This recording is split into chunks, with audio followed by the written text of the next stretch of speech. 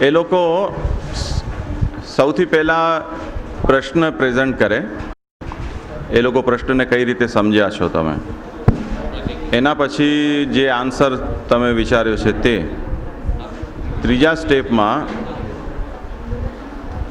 એ answer શા માટે, એટલે તમારા આન્સરને જસ્ટિફાઈ કરવાનું છે, એને સમજાવવાનું છે. હા, સૌથી પહેલાં કોણ કરે છે? हाँ, प्रतीक भाव, तिलक भाव करे. प्रश्न क्या है? सुख दुख का अनुभव मतलब शरीर को भी हो है कि नहीं हो कि अभी जो सूक्ष्म शरीर एकादश इंद्रियन से बनो है तो और मन से बनो है, तो जीवात्मा और सूक्ष्म शरीर जब एक मिला है तब मतलब वो एक ही हो, मतलब एक ही खुद को मिल जाए, खुद को ही वो समझे. जैसे कि एक एग्जांपल है कि जैसे प्रोजेक्टर स्क्रीन पे लाइट बतावे तो ऐसे लाइट आ रही है तो वो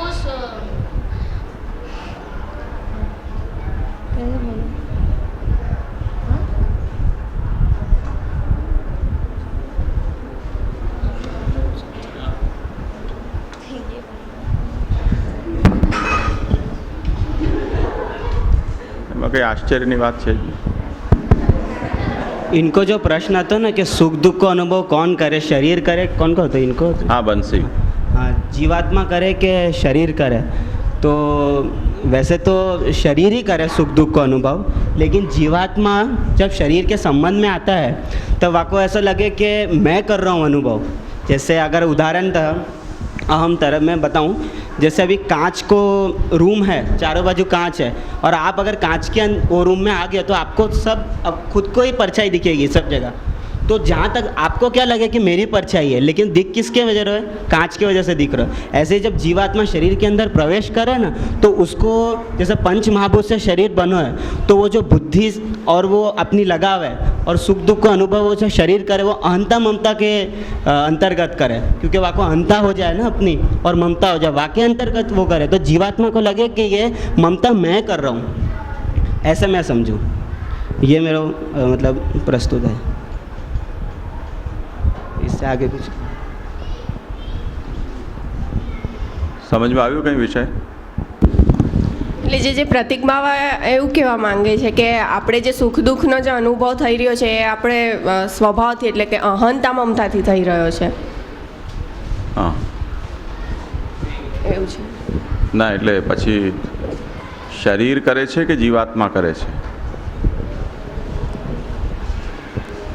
એનો क्लियर कट ये आंसर या क्या मैंने कैसे कही ना कहोगे? स्टार्टिंग में कही कि शरीर करे, जीवात्मा कांटेक्ट में आवे ना शरीर के तो उसको लगे कि मैं अनुभव कर रहा हूँ, ऐसे उसको भ्रांति हो है. बाकी करे तो शरीर ही अनुभव सुख दुख को, ऐसे में कहें तो हमारा तो ये पक्ष है. हाँ, मेन रोल जीवात्मा को आएगा हमें. वो जब कांटेक्ट में आएगा, चिदंश जो है वो कांटेक्ट में आएगा तब सुख दुख को अनुभव हो पाएगा. मतलब दोनों को रोल है, हमें सिंगल नहीं. कुछ नहीं है.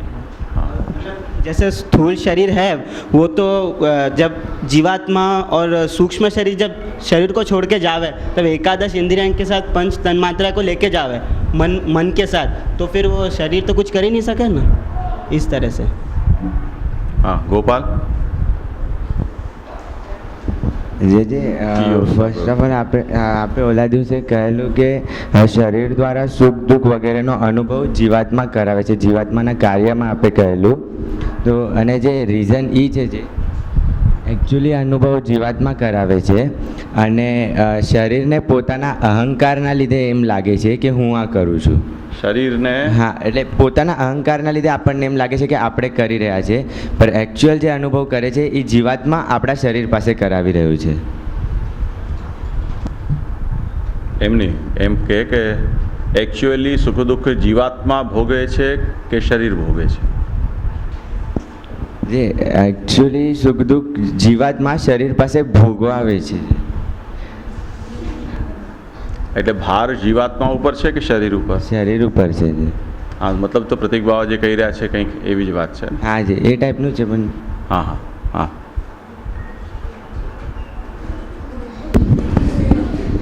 એકચ્યુઅલી આ ક્વેશ્ચન જરાક ટ્રિકી છે, કારણ કે જ્યાં સુધી તમે સાદા સુખ દુઃખની વાત કરો છો, જ્યાં સુધી સાદા સુખ દુઃખની વાત કરો છો ત્યાં સુધી એક્સપિરિયન્સ કરવાવાળું તમારું દેહ છે, પણ જ્યારે આપણે કોઈ પુણ્ય કરે કે પાપ કરે પણ એને એક્સપિરિયન્સ કરવાવાળો જીવાત્મા છે, કારણ કે જીવાત્મા જે બીજા શરીરમાં જવાનું છે પછી એ પુણ્ય અને પાપ ઉપર ડિપેન્ડ થશે, એટલે પુણ્ય અને પાપ જીવાત્મા એક્સપિરિયન્સ કરે છે, એ પણ એક ટાઈપનું સુખ અને દુઃખ છે. તો એકચ્યુઅલી આ ક્વેશ્ચનમાં ખાલી સાદા સુખ દુઃખ જોઈએ કે આપણે મજા કરી, ફેરમાં ગયા એ છે, તો એ બધા દેહ એક્સપિરિયન્સ કરે છે ને પાપ અને પુણ્ય એ બધા જીવાત્મા એક્સપિરિયન્સ કરે છે. પાપ અને પુણ્યને એક્સપિરિયન્સ કેવી રીતે થાય? પાપ કારણ કે જેમ અગર કોઈ જીવાત્મા બીજી શરીરમાં જવાનું હોય તો એ બીજા શરીર કોણ હશે, મીન્સ કેવો હશે, એ મીન્સ એ બરાબર ભગવાન સિલેક્ટ કરવા માટે એના પાપ અને પુણ્ય જોતા હોય છે, એની માટે. નહીં, એ વાત નથી. મારો સવાલ એ છે કે પાપ અને પુણ્યનો એક્સપિરિયન્સ કેવી રીતે થાય? કેવી રીતના એટલે મીન્स के ना समझाओ. मैं बताऊँ एक मिनट. यहाँ में पाप और पुण्य को ये जो लाया है वहाँ में वो पहले के जो कर्म हो पूर्व जन्म के, वो पाप और पुण्य की रीतसु और वो जन्म की रीतसु अब ऐसो शायद मुझको आभास हो, यहाँ गीता जी में भी शायद ऐसो बाँचो मैंने, पहले के जन्म के जो पुण्य हुए वह रीतसु वो कर्म करे ऐसी रीतसु. पाप और पुण्य को तो ऐसो है. બીજા કોઈ કહેશો? બેટ દ્વારકાની શિબિરમાં જે લોકોએ ભાગ લીધો છે એ લોકો તો જવાબ આપવો જોઈએ. આ વિષય બહુ લંબાણથી ચર્ચાયો છે. હા, નીરજ. એટલે પાપ અને પુણ્યના ફળ કેવી રીતે મળે છે? નહીં, ફળ કેવી રીતે મળે છે નહીં, ફળ કેવી રીતે ભોગવાય છે, ભોગવવા કેવી રીતે આપણે એને ભોગવીએ છીએ. હા, તો સમજો આપણા હમણાં પ્રેઝન્ટ જન્મમાં આપણે વધારે પાપ કર્યા તો બીજા જન્મમાં આપણને અલગ શરીર મળશે કોઈ, એટલે સાપનું કે કૂતરાનું કે એવી રીતે બીજો શરીર મળશે. અને પુણ્ય કર્યું અને તો આપણને મુક્તિ પણ મળી શકે, કાં તો પાછું આપણું શરીરે મળી શકે, એવી રીતે ભોગી. હા, એટલે હવે જે ભોગ થશે એ પાપનું હોય ચાહે તો પુણ્યનું હોય, એને ભોગવવાની પ્રક્રિયા તો એક સરખી જ રહેવાની ને. જેમ આપણે અત્યારે ફેરમાં ગયા કે પિકનિકમાં ગયા કે મોલમાં ગયા, વોટર પાર્કમાં ગયા, તો દેહ દ્વારા આપણા શરીર દ્વારા સુખો ભોગવીએ છીએ, શરીર દ્વારા દુઃખો ભોગવીએ છીએ. તો જે આપણને સુખ થાય છે એ પુણ્યનું ફળ ભોગવી રહ્યા છીએ, જે આપણને દુઃખ થાય છે એ આપણે પાપનું ફળ ભોગવી રહ્યા છીએ, એમ કહી શકાય ને. એટલે પાપ અને પુણ્યને ભોગવવા માટે કોઈ અલગથી પ્રક્રિયા છે એવું આપણે નથી કહી શકતા. આવ્યું ખ્યાલમાં? આ વાત સ્પષ્ટ થઈ ને?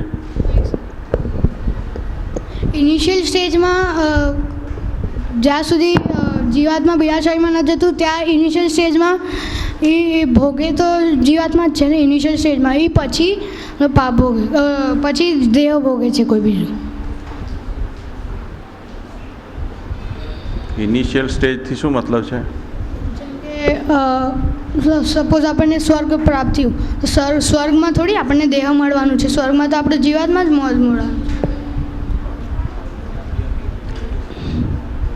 જ્યારે આપણું મૃત્યુ થશે ત્યારે સ્થૂલ દેહ અહીંયા રહેશે, પણ સૂક્ષ્મ દેહ સાથે જીવાત્મા અન્ય લોકમાં જશે. તો સ્થૂલ દેહ નહીં હોય પણ સૂક્ષ્મ દેહ તો હશે, અને સ્વર્ગલોકના અનુરૂપ ત્યાં શરીર મળશે આપણને, એની વ્યવસ્થા એવી છે. ત્યાં પણ શરીર.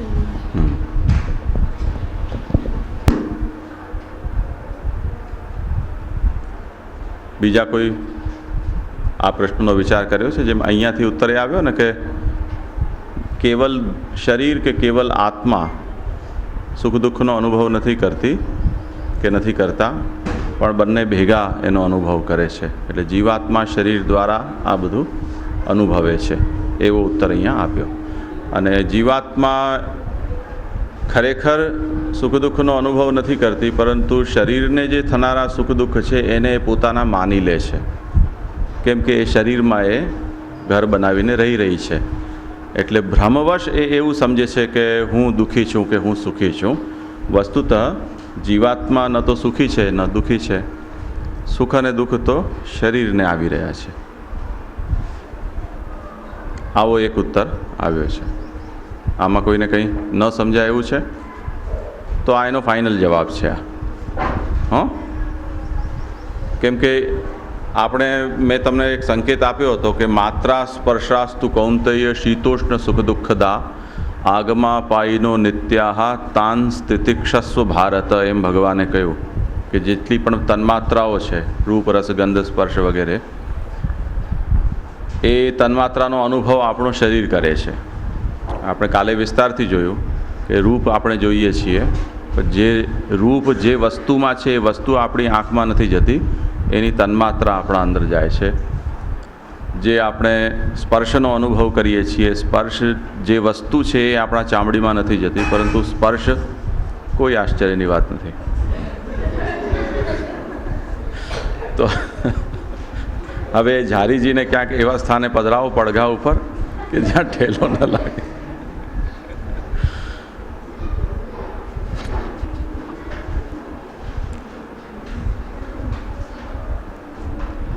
તો તન્માત્રાઓ છે એ આપણી ઇન્દ્રિયો સાથે સંસર્ગમાં આવે છે. ઇન્દ્રિયોથી પછી એ ઇન્દ્રિયો કેમ કે આપણી છે, મારી છે, એ જાતનું મને મારી અહંતા મમતા એની સાથે જોડાયેલી છે. એટલે મારું જીવાત્મા છે એ પણ એમ સમજે છે કે મને ઠંડી લાગી, મને ગરમી લાગી, કે મને ભૂખ લાગી, કે મને તરસ લાગી. ફાઇનલી આને એ રીતે સમજો કે શરીર દ્વારા જીવાત્મા સુખ દુઃખ વગેરેનો અનુભવ કરે છે. કેવલ જીવાત્માને, કેમ કે તન્માત્રાને ગ્રહણ કરવા માટેનું કોઈ એપરેટસ એની પાસે છે જ નહીં. એટલે જીવાત્માને યદિ કોલ્ડ સ્ટોરેજમાં મૂકી દો તો પણ એને એ ફ્રીઝ થવાની નથી, એને અગ્નિમાં નાખી દેશો તો પણ એ બળવાની નથી. એટલે જીવાત્માને એ એક્સપિરિયન્સ નથી થવાનો. એક્સપિરિયન્સ જે થાય છે એ દેહને થાય છે. અને એ દેહમાં એ જીવાત્મા છે, એ દેહને જીવાત્મા મારો દેહ એમ સમજે છે. એટલે એ દેહની ઉપાધિથી અથવા દેહના માધ્યમથી પોતાને સુખી કે દુઃખી સમજે છે. થઈ ગયું સ્પષ્ટ બધાને? ચલો, સરસ. આમાં કોઈને કંઈ પણ કન્ફ્યુઝન, કોઈ સવાલ? તો આગળ વધીએ. જુઓ, હવે ભગવાન સૌથી પહેલાં સાંખ્યની પ્રણાલીથી ઉપદેશ આપ્યો, તે પછી ક્ષત્રિય ધર્મની દૃષ્ટિથી પણ યુદ્ધ કરવું એ અર્જુનનું કર્તવ્ય છે એ વાત સમજાવી. અને એમાં પણ ભગવાને એ વાત કહી કે હા બોલ. જીવાત્મા કરાવે છે કે દેહ કરે છે, એ હજી એક પ્રશ્ન હતો. ચોરી જે કરાવે છે જીવાત્મા કરાવે છે કે દેહ કરે છે? ચોરી મતલબ કંઈ પણ પાપ કે પુણ્ય કે કંઈ પણ. સુખ દુઃખનો અનુભવનો તો આપણે ઉત્તર જોઈ લીધો. હવે જે કર્મ કરે છે, સત્કર્મ હોય ચાહે અસત્કર્મ હોય, એ જીવાત્મા કરે છે અથવા શરીર કરે છે? એનો ઉત્તર શું હોઈ શકે? હવે બહુ વધારે મહેનત ન પડવી જોઈએ. હા, તું બોલ.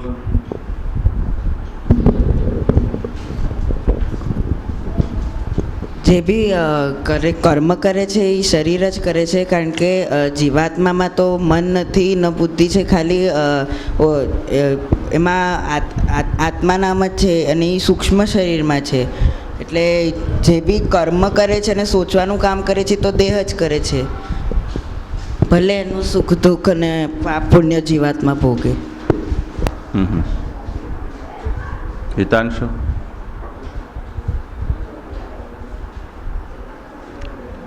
આની વાત ઉપર તું કંઈક રિએક્શન આપ. મારા હિસાબથી તો જે લાસ્ટ આન્સર હતું એ રીતે જ છે, કારણ કે જીવાત્મા અગર શરીરમાં હોય તો પેલી વાત તો દેહ ચાલી શકવાનું છે. અને જીવાત્માને બી એમ થાય કે આ કામ મેં કર્યું, કે દુઃખ મેં કર્યું, પાપ પુણ્ય જે બી કર્યા મેં કર્યા, પણ એકચ્યુઅલી તો દેહ જ કરે છે. એ જેમ લાસ્ટ આન્સર હતું એમ સેમ જ છે મારા હિસાબથી.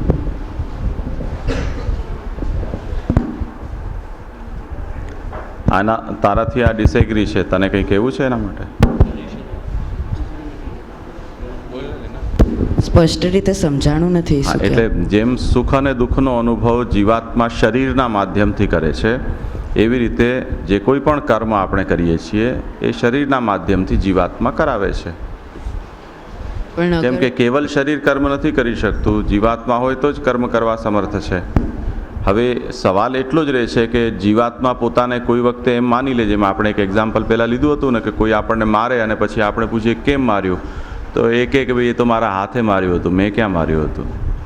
એમ કોઈકની જીવાત્મા પોતાને શરીરથી અલગ કરી દે એ શું શક્ય છે? જ્યાં સુધી આ શરીર મારું શરીર છે એ જાતની આપણી એમાં પોતાપણાની બુદ્ધિ છે ત્યાં સુધી આવું શક્ય નથી.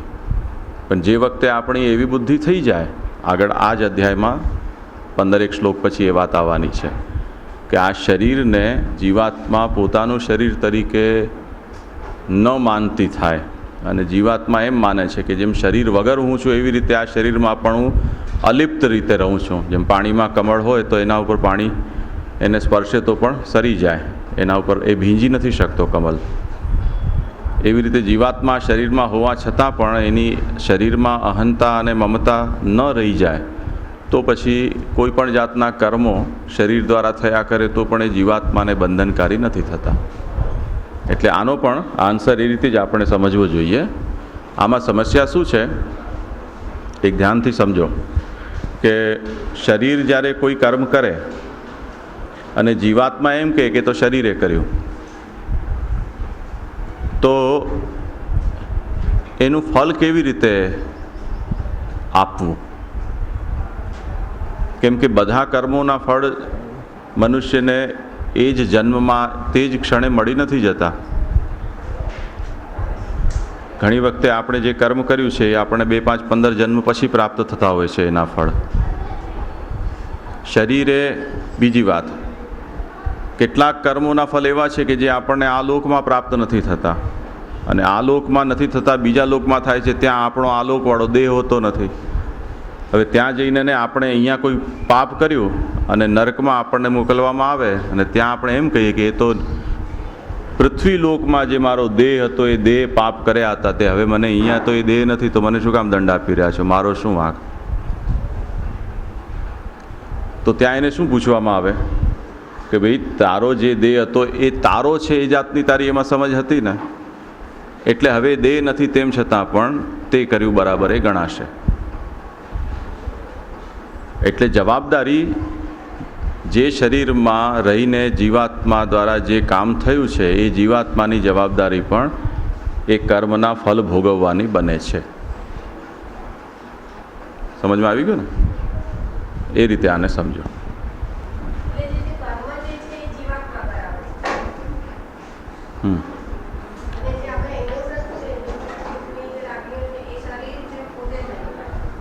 નહીં, એવું છે, કર્મ જીવાત્મા કરાવે છે અથવા તો જીવાત્મા કરતા છે, એમ આપણે એને એ રીતે સમજીએ. કરતા જીવાત્મા છે. કેમ કે અચેતન વસ્તુને આપણે કોઈ પણ રીતે જવાબદાર ન ઠેરવી શકીએ.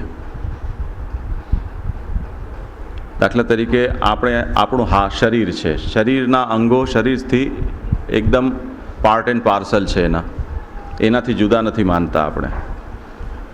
એટલે આપણે કોઈને આપણા શરીરથી આઘાત પહોંચાડ્યો તો આપણે એ બહાનું નથી કાઢી શકતા કે મારા હાથે માર્યું કે મારા પગે માર્યું કે મારા માથાએ માર્યું. આપણો હિસ્સો છે. કોઈ વ્યક્તિ હાથમાં કોઈક સાધન લઈને આવ્યો અને સાધન દંડો છે કે તલવાર છે કે કંઈ પણ, એનાથી એણે માર્યું. પછી એમ કહે કે ભાઈ આ મેં મારા હાથે માર્યું હોત તો હું જવાબદાર, પણ મારા હાથે નથી માર્યું તો કોઈ દંડાએ માર્યું, તો તમે દંડાને દંડ આપો.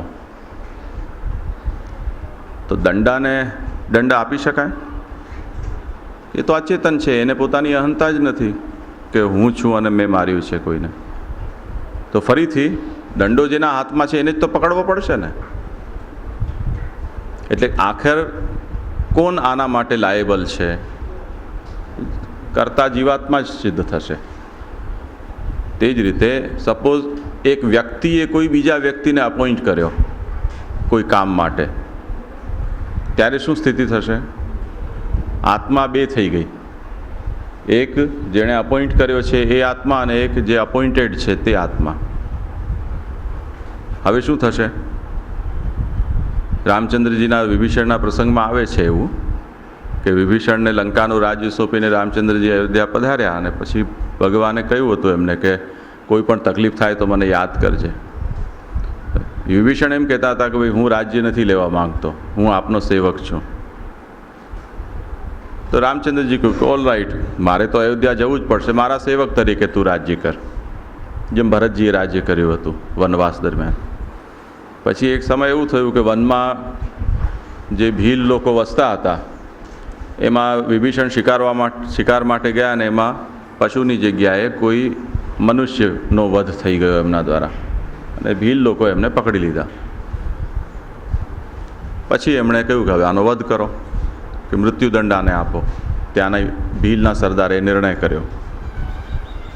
તો વિભીષણ છે એમણે આવા ક્ષણમાં રામચંદ્રજીનું સ્મરણ થયું એટલે રામચંદ્રજી ત્યાં પધાર્યા તરત જ. પછી રામચંદ્રજી તો જગ પ્રસિદ્ધ હતા, તો ભીલ બધા એકદમ વિનયપૂર્ણ વ્યવહાર કર્યો, આદર સત્કાર કર્યો. પછી રામચંદ્રજી એમને એમ કહ્યું કે સેવક કોઈ પણ અપરાધ કરે તો એ અપરાધ સેવકનો નથી ગણાતો પણ સ્વામીનો ગણાય છે. એટલે વિભીષણ નિર્દોષ છે, તમે મારો વધ કરો. કેમ કે એ તો એક ઇન્સ્ટ્રુમેન્ટ છે. જેમ આપણે કોઈક હાથમાં વસ્તુ લઈને પથ્થર ફેંકીએ, પથ્થર એક ઇન્સ્ટ્રુમેન્ટ છે, સાધન છે, એમ ભલે જીવિત વ્યક્તિ છે પણ એ મારો ઇન્સ્ટ્રુમેન્ટ છે. એટલે અપરાધી એ નથી, અપરાધી હું છું. તો મને દંડ આપો તમે. એટલે સેવકનો પ્રત્યેક અપરાધ સ્વામીનો અપરાધ છે. એમ બિચારા ભીલ તો ધર્મ સંકટમાં આવી ગયા કે રામચંદ્રજીને કેમ એમણે કે બંને જાઓ, ભાઈને માફ કર્યા. તો ક્યારેક આવી સ્થિતિ થાય. તો જુઓ આમાં પણ એવું છે કે તમે જ્યારે કોઈને ઇન્સ્ટ્રુમેન્ટ બનાવો, એ ઇન્સ્ટ્રુમેન્ટ પણ જો લિવિંગ બિંગ છે તો પણ અમુક કિસ્સામાં જવાબદારી એની રહે છે કે જે ફાઇનલી એના માટેનું લાયબલ કોઝ છે. એટલે પ્રેરક છે જે છે એના ઉપર વધારે જવાબદારી આવે છે. તો તાત્પર્ય એ છે કે કોઈ પણ કર્મ છે એનો કર્તા જીવાત્મા છે. જીવાત્મા એ વાત સાચી છે કે પોતે વગર શરીરે કોઈ કામ નથી કરી શકતું, એટલે શરીર એનું ઇન્સ્ટ્રુમેન્ટ છે. પણ શરીર જડ હોવાને કારણે કર્તા નથી કહેવાઈ શકતો. કર્તા ઓલવેઝ જીવિત વ્યક્તિ હોવો જોઈએ. અચેતન વ્યક્તિને કર્તા તરીકે આપણે નથી ઠરવી શકતા. આવ્યું ખ્યાલમાં? સમજી ગયો ને? શું સમજ્યો કહેતો?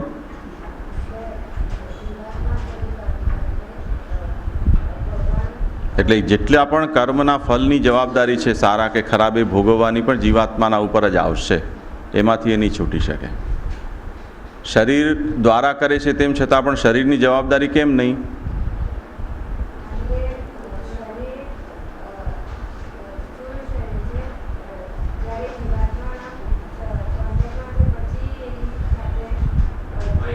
એટલે શરીર જડ છે એમ કે સ્થૂલ કે સૂક્ષ્મથી મતલબ નથી.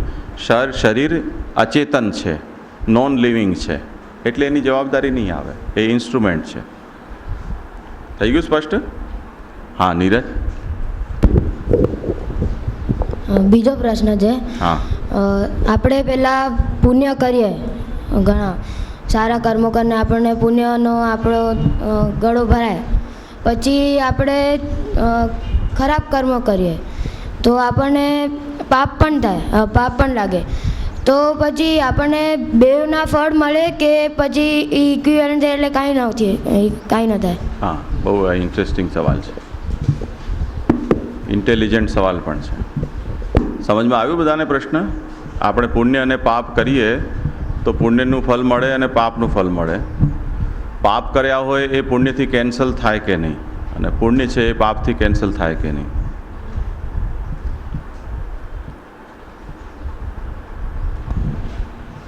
આ વિષય આપણે બેટ દ્વારકામાં ચર્ચ્યો છે બહુ વિસ્તારથી. હા અનુજ.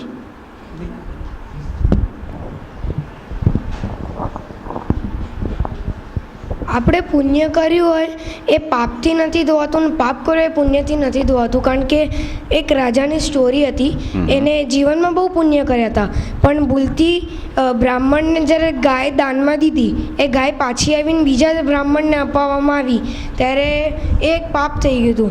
તો પહેલાં એ જ્યારે એમનું મૃત્યુ થયું ત્યારે પ્રભુ એમ એમને પૂછ્યું કે તને પાપનું ફળ જોઈએ છે કે પુણ્યનું, તેને કીધું પાપનું ફળ. તો એને બહુ બધા જન્મો પાપનું ફળ મળ્યું, એટલે એને ઇન્સાનનો અવતાર ન મળ્યો, અને પછી એને જેટલા પુણ્ય કરેલા એનું ફળ મળ્યું, એટલે કોઈ ધોવાતું નથી. શાબાશ શાબાશ. આ એક શાસ્ત્રમાં છે.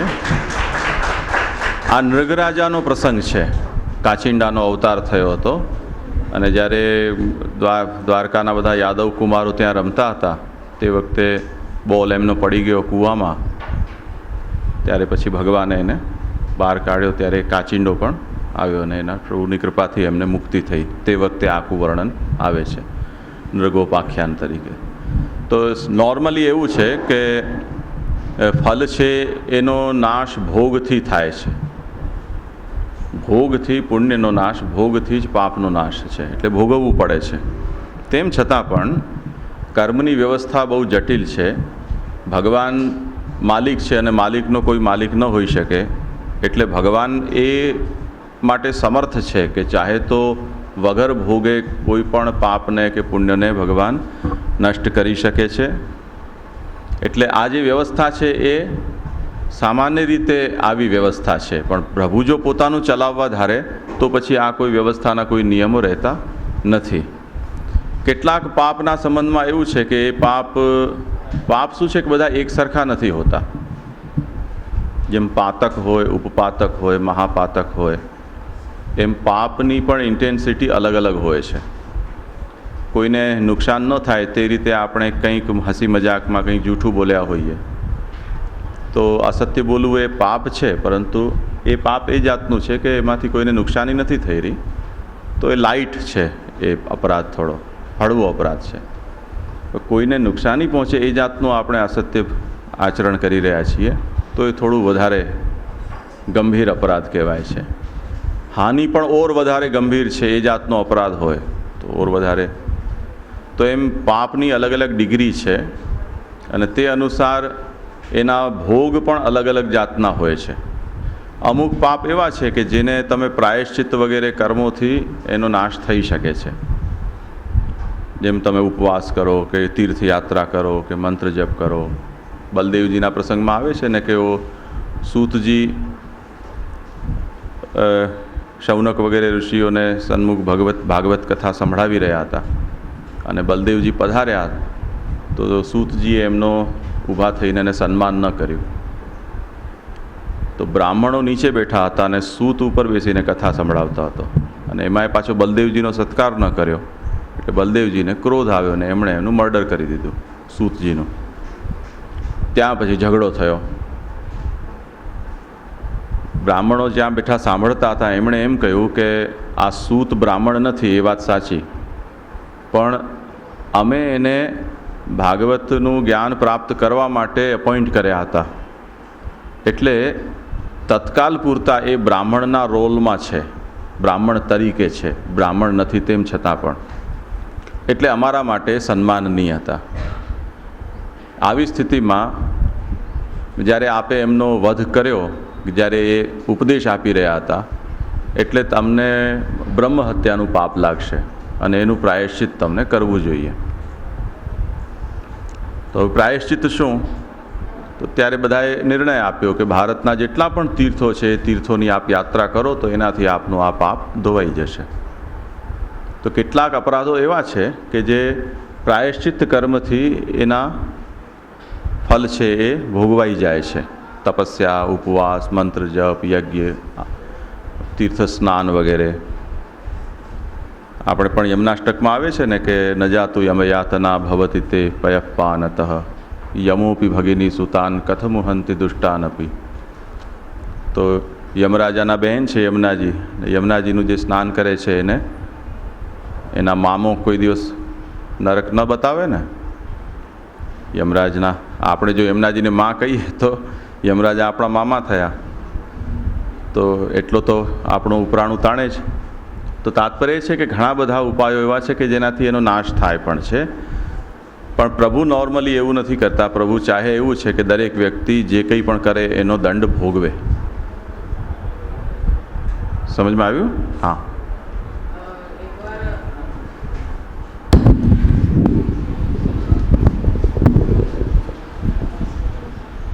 એકવાર મને શામુબાએ એવું કીધેલું કે આપણે અગર કોઈ પુણ્ય કરે તો અગર આપણે એમ કહીએ કે આ ભગવાનના લીધે મારાથી આ પુણ્ય થયું છે, અને પાપ કરે તો બી ભગવાને ઈચ્છું એને લીધે થયું છે, તો પછી આપણે તો કોઈ એમાં પછી કાંઈ રહે જ નહીં, તો બધું ભગવાનને જ લાગે, એ પુણ્ય બી ભગવાનને લાગે અને પાપ બી ભગવાનને લાગે, તો પછી ભગવાનને કોણ ફળ દે ને કોણ પાપ દે?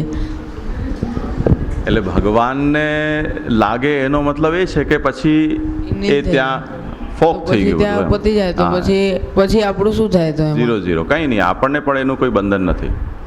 તો પછી આગળના જન્મમાં કે એ આગળનું જન્મ થાય કે પછી મુક્તિ જ મળી જાય? એ તો હવે પૂર્વમાં કેટલા આપણા છે બીજા, અત્યારે જે કર્યું છે એ કાઉન્ટ નથી થઈ રહ્યું, એની 0 વેલ્યુ છે, પણ તેના પહેલાંનું જો આપણું કંઈ કેરી ફોરવર્ડ થઈ રહ્યું હોય તો પછી હજી બાકી રહે. આપણે કર્મમાં એ વાત સમજ્યા ને કે સંચિત કર્મ હોય, પ્રારબ્ધ કર્મ હોય અને ક્રિયમાણ કર્મ હોય. તો સંચિત કર્મ એ છે કે આ જન્મથી પહેલાંના જન્મો જેટલા આપણા થયા એમાં આપણે જે ભેગું કરી રાખ્યું છે સારું ખરાબ, એ બધું સંચિત છે. પ્રારબ્ધનો મતલબ એ છે કે એ ભેગું કરેલુંમાંથી આ જન્મ માટે આપણે જેટલું લઈને ને આવ્યા છીએ ખિસ્સામાં નાખીને ને સારું ખરાબ, એ પ્રારબ્ધ થયું.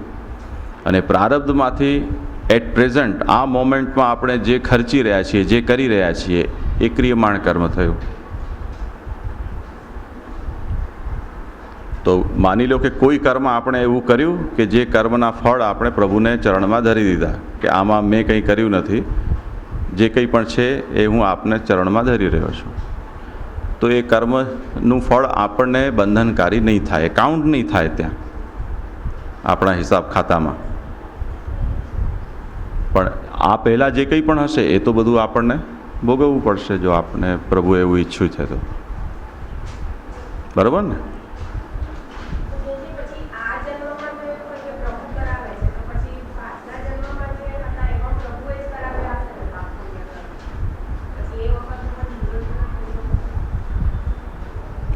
નહીં, પ્રભુએ કરાવ્યા છે એવું કોણે કહ્યું?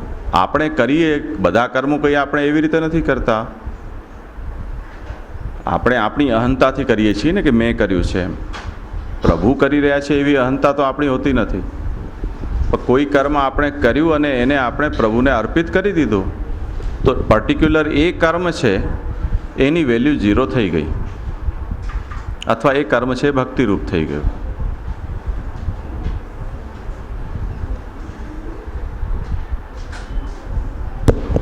આપણે જ્યારે બોલીએ કે મારા ધન સંપત્તિ, આપણે જ્યારે બોલીએ કે કૃષ્ણાર્પણ નમસ્તુ, તો ત્યારે આપણા એમ કહેવાય કે પાપ આપણા બધા મીન્સ પાપ બધા ધોવાઈ જાય, કારણ કે આપણે બધું કૃષ્ણને અર્પણ કરી નાખ્યું આપણું. તો ત્યારે શું આપણા પુણ્ય પણ અર્પણ થઈ જાય? જે કંઈ પણ કરીએ તે એવું છે. બોલવું અલગ વાત છે. એક વિધિના રૂપમાં આપણે એક ટેવ પાડી હોય આપણી જીભને કે જ્યારે પણ થાય ત્યારે આવું બોલવું, તો એ એક અલગ વસ્તુ થઈ ગઈ. ભાવનાત્મક રીતે આપણે તે વખતે આપણે એ બોલવાની સાથે આપણે અનુસંધાન પણ છે, તો એ બીજી વાત છે. તો દરેક વખતે આપણને એ વાતને ચેક કરતા રહેવું જોઈએ કે ખાલી ટેવને કારણે આપણે બોલી રહ્યા છીએ કે વસ્તુતઃ એવા હૃદયના ઉમળકાથી કેવી ભાવનાથી આપણે કરી રહ્યા છીએ, એને ચેક કરવું જોઈએ. અગર એવી ભાવનાથી બોલે તો આપણા પુણ્ય પણ વયા જાય, આપણા પુણ્ય પણ 0 થાય. એવું છે, વયા જાય કે ન વયા જાય એ બધું પ્રભુની ઈચ્છાની વાત છે. આ જ અધ્યાયમાં આગળ આવશે, કર્મણ્યેવાધિકારસ્થે મા ફલેષુ કદાચન મા કર્મ ફલે હેતુર્ભુ માતે સંગોસ્ત્વ કર્મણી. ભગવાન આ સૃષ્ટિની અંદર એમ કહે છે કે તમે કરી શકો છો કંઈક, એટલો જ તમારી યોગ્યતા છે. કરવાને કારણે શું થશે અને શું નહીં થાય એમાં તમારી કોઈ યોગ્યતા નથી. એટલે તમારું ધાર્યું એમાં કંઈ નહીં થાય, તમે બસ કરી શકશો. મારી ઈચ્છા હશે તો તમે જે કર્યું હશે એનું ફળ તમને મળી પણ શકે, મારી ઈચ્છા નહીં હોય તો તમે કર્યા છતાં પણ હું તમને ફળ નહીં પણ આપું. તો કર્મફળ આપવાના વિષયમાં ભગવાનની સત્તા છે. આપણી સત્તા એટલી જ છે કે આપણે ઇન્દ્રિયો આપી છે તો એને કામ કરાવી શકીએ છીએ. બરાબર? હા.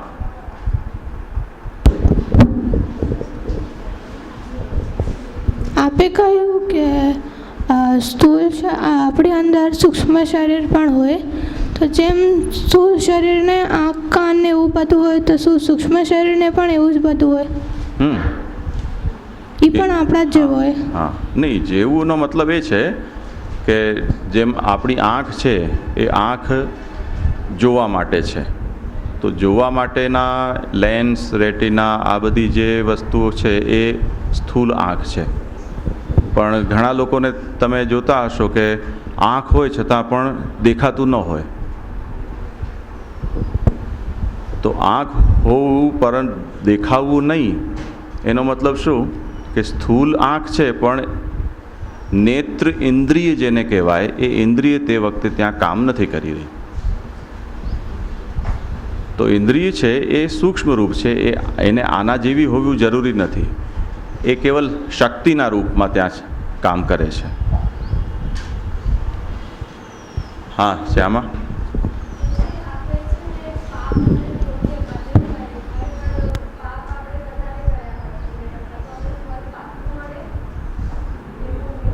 બંનેનું મળે. પહેલાં કયું મળે પછી કયું મળે એના માટે તો આ નૃગરાજાના કેસમાં આપણી પાસે એક હિસ્ટ્રી છે કે એમને પૂછવામાં આવ્યું અને એમણે ચોઈસ પોતાની બતાવી. પણ કંઈ જરૂરી નથી કે દર વખતે આપણને એવી રીતે કોઈ સવાલ પૂછે અને પછી આપણી ચોઈસ હોય તે પ્રમાણે આપણને ફળ મળે. બંનેનું ફળ મળે. આના માટે આપણે ત્યાં મહાપ્રભુજી એમ કહે છે કે વ્યવહાર સન્નિપાત. આપણો જે વ્યવહાર છે એ સન્નિપાત રૂપ છે. સન્નિપાત એટલે બધું એક સાથે આવી પડેલું છે. એમાં આપણે વિચારીએ છીએ એટલું બધું બાયફર્કેશન નથી કે આ પાપ અને આ પુણ્ય. ઘણા બધા કર્મ એવી જાતના છે કે જેની અંદર થોડું પાપ પણ હોય, થોડું પુણ્ય પણ હોય. ઘણા પાપ એવા છે કે જેમાં થોડું પુણ્ય પણ હોય. એટલે એને એક્ઝેક્ટ તમે આમ ડિવાઈડ કરી શકો એવી સ્થિતિ હોતી નથી. ખ્યાલમાં આવ્યું ને? જેમ વાલિયા લૂંટારાના પ્રસંગમાં આવે છે ને કે એ પોતાના પરિવારનું પેટ ભરવા માટે પોતાનું કર્તવ્ય બજાવતો હતો, પણ જે ઉપાયથી એ ભરતો હતો એ પાપપૂર્ણ હતો. હવે એ પાપ છે કે કર્તવ્ય છે? મિક્સ નેચરનું થઈ ગયું ને. પરિવારનું ભરણ પોષણ કરવું એની જવાબદારી છે, પણ પાપપૂર્ણ ઉપાયથી કરશે તો પછી ગડબડ થશે. તો ઘણા વ્યવહારો આપણા એવા મિક્સ નેચરના છે, એમાં આપણે કંઈ કહી નથી શકતા. આપણે જેમ ઠાકોરજીની સેવા કરીએ તો ઘણી સારી વસ્તુ છે, પણ સેવા કરવા માટે આપણે જે દ્રવ્ય કમાવીએ અનીતિના પ્રકારથી જેથી આપણે પૈસા કમાઈ રહ્યા છીએ તો પાછું એક જાતનો અપરાધ થઈ ગયો છે. હા, એક વેપારી હતો. એ પહેલાંના જન્મમાં છે ને 11 સ્ટોરી છે. તો 11 જણાને મારીને એમનું બધું ધન સંપત્તિ લૂંટી લીધું. પણ એના બીજા જન્મમાં એ બહુ સારા વેપારી હતા. એમને બહુ બધું ધન કમાતા હતા અને એ પણ બધું સાઈડના કમાતા હતા અને ધનથી બધું ભગવાન માટે કરતા હતા. ને પછી એક વખતે એ ગામની બહાર ગયા ધન કમાવા માટે, ભગવાન માટે. એમની ઈચ્છા પણ ભગવાન માટે કમાવાની હતી ને એ ભગવાન માટે જ એમનું પ્રયોગ કરવાના હતા. તો એમણે સાઈડના ધન કમાયું અને પછી જતા હતા. તો એ 11 લૂંટેરોએ એને મારીને એનું બધું ધન સંપત્તિ બધું લૂંટી લીધું. તો ધન સંપત્તિ બધું લૂંટી લીધું 11. તો એ જ્યારે ઠાકોરજી પાસે જતો હોય છે ત્યારે ઠાકોરજીને પૂછે છે કે આવી રીતે કેમ 11 કે મેં તો બધા ધન સાઈડના કમાયું હતું ને ઠાકોરજીની માટે જ કમાયું હતું, તો કેમ આવું થયું? તો એમણે કીધું કે તે છે ને તે પહેલા જન્મમાં આ બધા 11 જણા એક કરીને તો તે જે પુણ્ય પણ કરેલા પહેલા જન્મમાં એનું તને અસર છે કે બધાએ તને એક સાથે જ મારી નાખ્યો અને તારા બીજા બધા જન્મોમાં પણ તને મારે નહીં. એટલે એ તારો પુણ્ય કરેલું તો એનાથી પાપ થોડો ઓછો થઈ ગયો. તો પાપ તો કેન્સલ થયો ને જરાક. એટલે ઠાકોરજી ચાહે તો કરી શકે અને ન ચાહે તો ન પણ કરે. એટલે એ ઈચ્છા ભગવાન એ જ કહી રહ્યા છે કે તમે કર્મ કરી શકો છો, પણ આ કર્મથી કર્યું છે એટલે મને આ ફળ મળશે જ અને મળવું જ જોઈએ એવી તમારી કોઈ જિદ્દ ત્યાં કામ નહીં આવે. એ હું ધારીશ તે થશે. હવે મને એમ છે કે આપણે થોડા વિષયને આગળ ચલાવીએ. આ કર્મનો વિષય જ એવો છે ઇન્ટરેસ્ટિંગ કે બધાને ઘણા બધા સવાલ થાય કે આપણે કર્મ કરીએ છીએ, બીજું તો કંઈ કરી શકતા નથી. તો જરા આ વિષય લઈએ, પછી આપણે જેટલો સમય મળશે એમાં કરીશું. ચાલો હવે આગળ વધો.